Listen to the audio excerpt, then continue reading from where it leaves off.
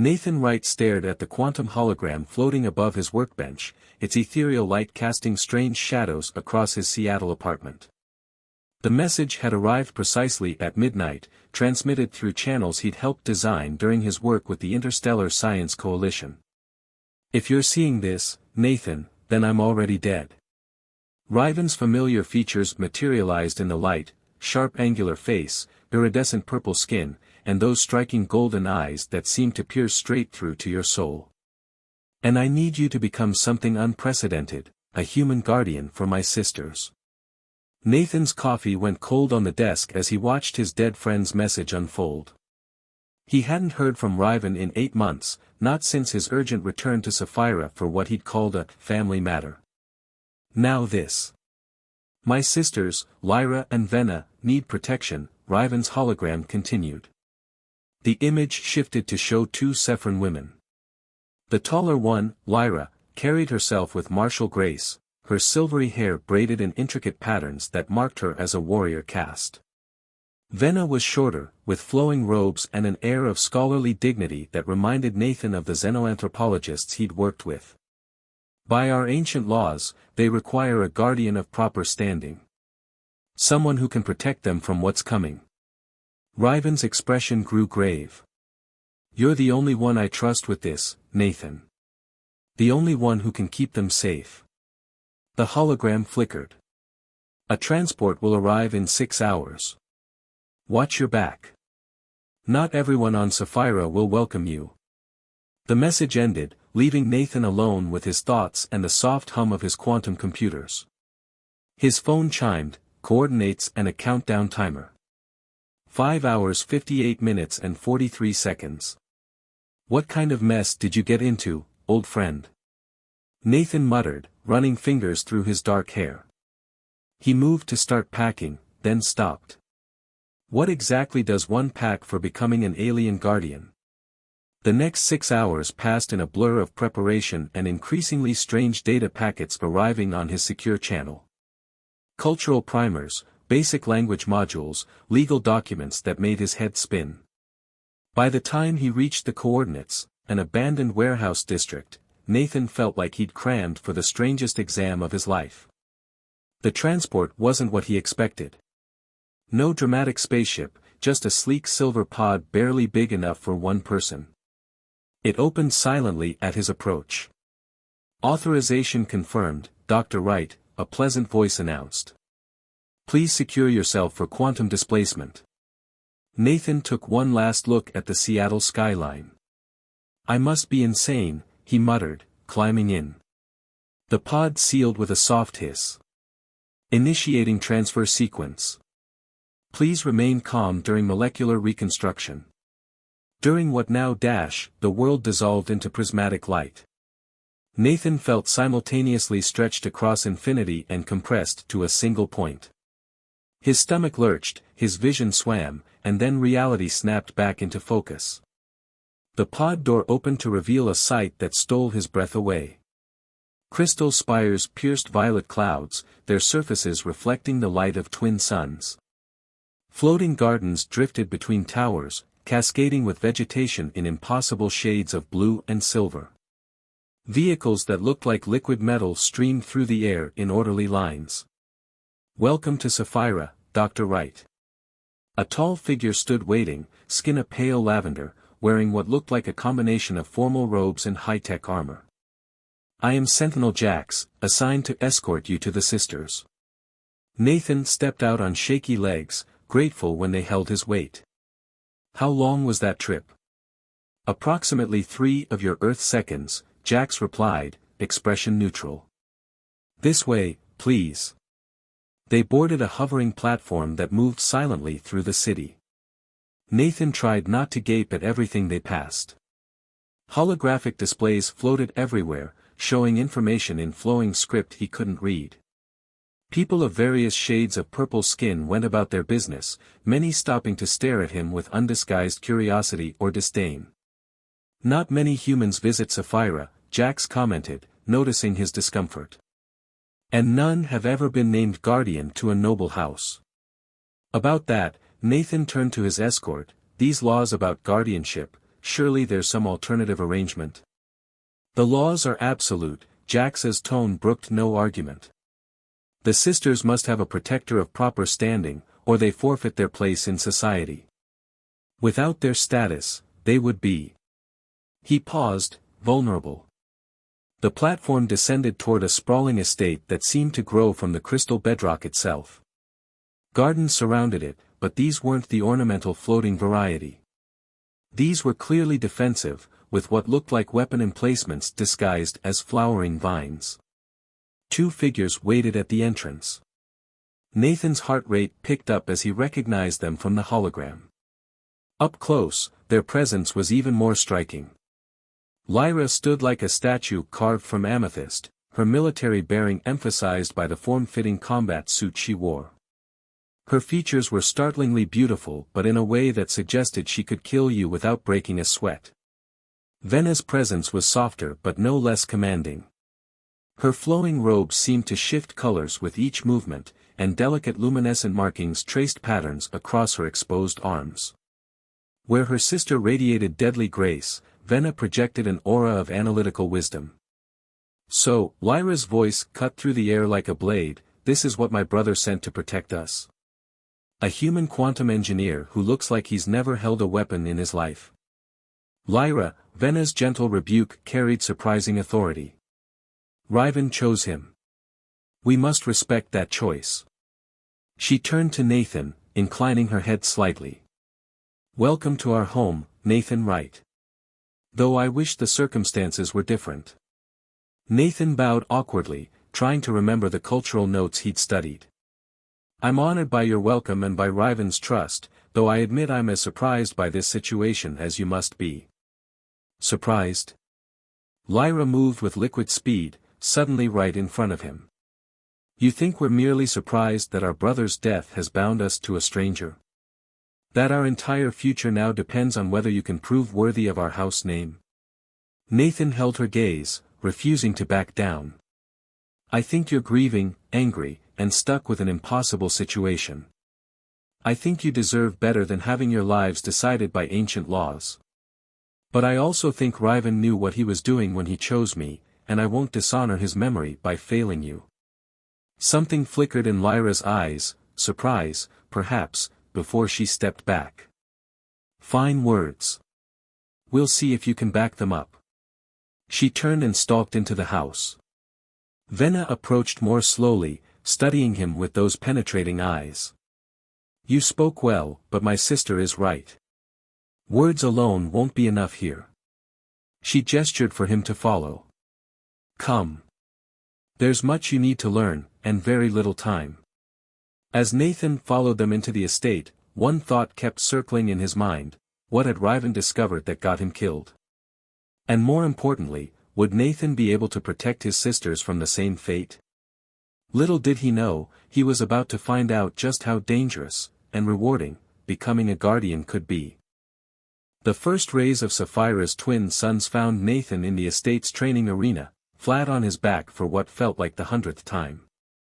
Your form is still wrong, Lyra observed, offering a hand up. After a week of intense training, her initial hostility had evolved into something closer to exasperated determination. You telegraph your moves before you make them. On Earth, we generally don't expect people to move faster than sound, Nathan groaned, accepting her help. The combat suit she'd given him absorbed most impacts, but his pride took the full force of each fall. On Sapphira, we generally don't expect our guardians to fall so much, she countered, but there was a hint of amusement in her voice. Again. Before they could resume, Vena's voice echoed through the arena's communication system. The council has called an emergency session. They're demanding Nathan's presence. Lyra's expression darkened. Counselor Drax moves faster than expected. The council chamber was a marvel of Sephron architecture, a soaring space of crystal and light. 12 counselors sat in elevated seats arranged in a semicircle. At the center, Counselor Drax cut an imposing figure, his deep purple skin marked with the elaborate patterns of the highest noble caste. Nathan Wright of Earth, Drax's voice filled the chamber. You claim the right of guardianship over the daughters of House Valkyr. By what authority do you make this claim? By the authority of Riven Valkyr's final declaration, Nathan replied, keeping his voice steady. And by the ancient laws of Sapphira, which recognize such declarations as binding. Ah yes, poor Riven, Drax's sympathy rang false. Such a tragic accident, his ship's quantum core malfunctioning like that. Nathan felt Lyra tense beside him. This was the first time anyone had mentioned how Riven died. Interesting that you mention quantum cores, Counselor, Nathan said carefully. In my experience, they don't simply malfunction. Not without help. Murmurs rippled through the chamber. Drax's eyes narrowed. You dare suggest dash. I suggest nothing, Nathan interrupted. I merely observe. As a quantum engineer, I helped design many of the safety protocols used in modern cores. Including the ones in Riven's ship. You speak of things beyond your understanding, Drax warned. This council has not yet recognized your claim. Until we do, you have no standing here. Then test me, Nathan challenged, drawing on everything Lyra and Venna had taught him about Sephron custom. By the ancient laws, any claim of guardianship can be proven through the trials of worth. The chamber erupted in shocked whispers. The trials of worth were rarely invoked, and never by an outsider. You would submit to the trials? Drax's voice held dangerous amusement. All three of them? I would. Nathan stood straighter, feeling Lyra and Venna's presence behind him like anchors in a storm. Very well. Drax smiled, showing too many teeth. The trial of mind begins tomorrow at dawn. I do hope you're prepared, human. The failures can be, most unpleasant. Later, in the privacy of the estate's secure chamber, Venna paced while Lyra cleaned her weapons with mechanical precision. The trials of worth haven't been invoked in 3 generations, Venna explained. They're designed to test every aspect of a guardian's capability. Mind, body, and spirit. And they're usually fatal to the unprepared, Lyra added, not looking up from her work. Then prepare me, Nathan said simply. Both sisters stopped and looked at him. Riven chose me for a reason. He knew something was coming. Something big enough to get him killed. I'm not letting his murderers win just because they throw some ancient trials at me. Venna and Lyra exchanged looks. Finally, Lyra set down her weapon. The trial of mind will probe your deepest thoughts, trying to break your will. They'll use everything they find against you. Most candidates train for years to resist mental intrusion, Venna added. We have hours. Then we better make them count, Nathan said, trying to project more confidence than he felt. Besides, Earth minds might work differently than you expect. Over the next several hours, Venna taught him basic mental defense techniques while Lyra worked to exhaust him physically. A tired mind is harder to defend, she explained after particularly brutal sparring sessions. As the second sun set, they gathered in the estate's meditation garden. There's something else you should know, Venna said softly.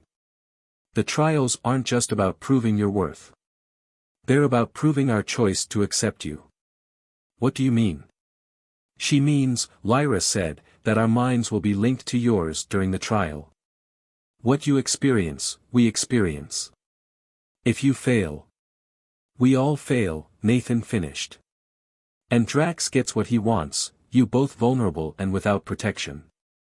Now you understand what's at stake, Venna touched his arm lightly, sending a strange tingling through his body. Are you sure you want to go through with this? Nathan looked between the two sisters, the warrior and the scholar, both now bound to his fate as surely as he was bound to theirs. He thought of Riven, of quantum cores that don't just malfunction, of power-hungry counselors and ancient laws. I'm sure, he said.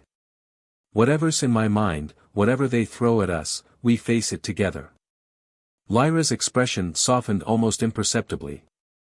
Together, she agreed. Then we should rest, Venna said. Tomorrow, they'll try to break those bonds. We need to be ready. As Nathan lay in his quarters that night, he could feel something shifting in the energy between him and the sisters. The trials would test more than just his worth as a guardian, they would test the very foundation of what was growing between them. His last thought before sleep took him was of Riven's hologram. "You knew, didn't you, old friend? You knew exactly what you were doing when you chose me. Tomorrow would prove if he was right." The trial of mind took place in an ancient amphitheater carved from living crystal. Thousands of sephrons filled the tiered seats, their presence a physical weight on Nathan's consciousness. At the center, 3 crystalline chairs waited, one for him, and one each for Lyra and Venna. The trial begins when the suns align, Drax announced from his elevated position. "Your minds will be joined. Your thoughts, memories, and deepest secrets laid bare. Only absolute truth can survive the merging." Nathan took his place between the sisters. As the suns drew closer to alignment, Venna whispered, "Remember, whatever you see, whatever you experience, it's all designed to break you.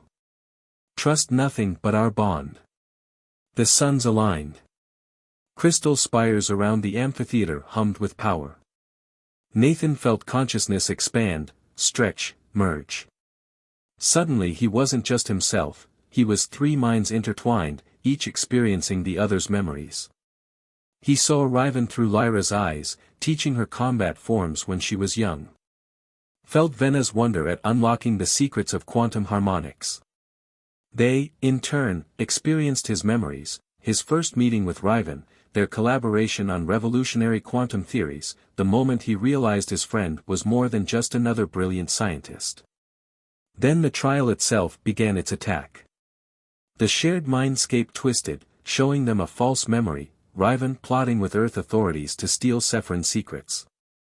"He never truly trusted you," the trial whispered to the sisters. "He used you all." "No," Nathan's mental voice was firm. "That's not Riven. Look at the quantum equations in that memory, they're wrong. Riven would never make those mistakes." The trial shifted tactics, showing Nathan visions of the sisters betraying him, using him as a pawn in their own power games. But he felt their genuine presence beside him, their shared determination cutting through the lies. Deeper the trial pushed, dredging up fears and doubts. It showed them futures where they failed, where Drax's mysterious plans succeeded, where everything they fought for crumbled to dust. But in those shared visions, they found strength. When Nathan's confidence wavered, Lyra's warrior spirit held him steady. When the trial tried to overwhelm them with complexity, Venna's scholarly mind found patterns in chaos.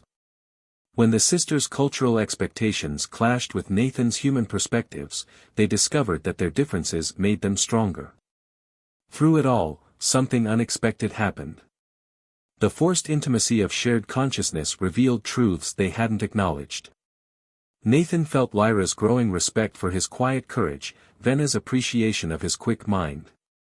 They sensed his fierce protectiveness, his genuine care for them beyond mere duty. Then the trial found what it was looking for, buried in Nathan's memories of his last conversation with Riven, a detail he hadn't consciously noticed. A quantum frequency, hidden in the background of their discussion about Earth-Sapphira relations. The trial tried to rip the information from his mind, but Venna's mental shields snapped into place. "That's what they want," her thoughts merged with theirs. "That frequency, it's important." Lyra's tactical mind put the pieces together. The quantum core malfunction that killed Riven wasn't a malfunction at all, Nathan finished. It was targeted. That frequency could destabilize any quantum system.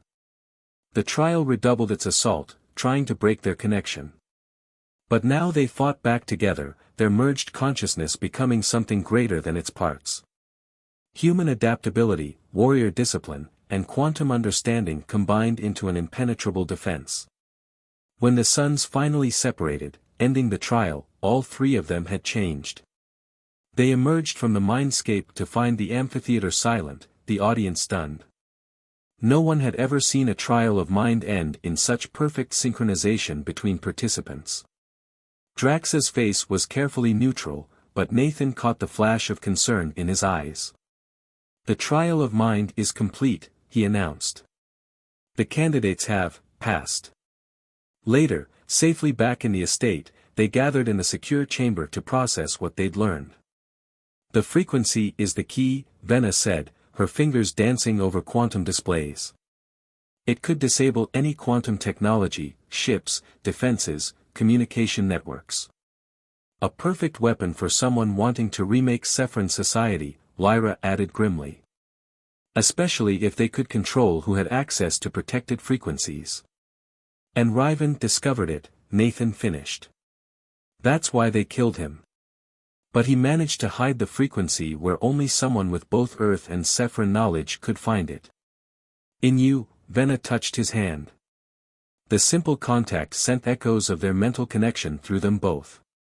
"He trusted you not just to protect us, but to stop whatever Drax is planning." "The trial of body is tomorrow," Lyra reminded them. "Drax will make it even harder now that he knows what we discovered." "Let him try," Nathan said with newfound confidence. The trial of mind had changed everything. They weren't just Guardian and wards now, not just human and Sephrons thrown together by circumstance. They were something new, something unprecedented. And in that combination lay their greatest strength. "Get some rest," Lyra said, but her hand lingered on his shoulder. "Tomorrow they'll try to break your body as they failed to break your mind." "Our bodies," he corrected with a slight smile. "Everything we face together." The sisters exchanged looks that held new meaning after their shared mental experience. Whatever was growing between them, it had been strengthened rather than broken by the trial's attempts to tear them apart. As Nathan prepared for sleep, he felt the lingering connection between them, a subtle resonance in his quantum-enhanced consciousness. Drax had tried to use the trial to break them. Instead, he'd helped forge something that might just be strong enough to save not only them but all of Sapphira. Tomorrow would bring new challenges, but for the first time since receiving Riven's message, Nathan felt truly ready to face them.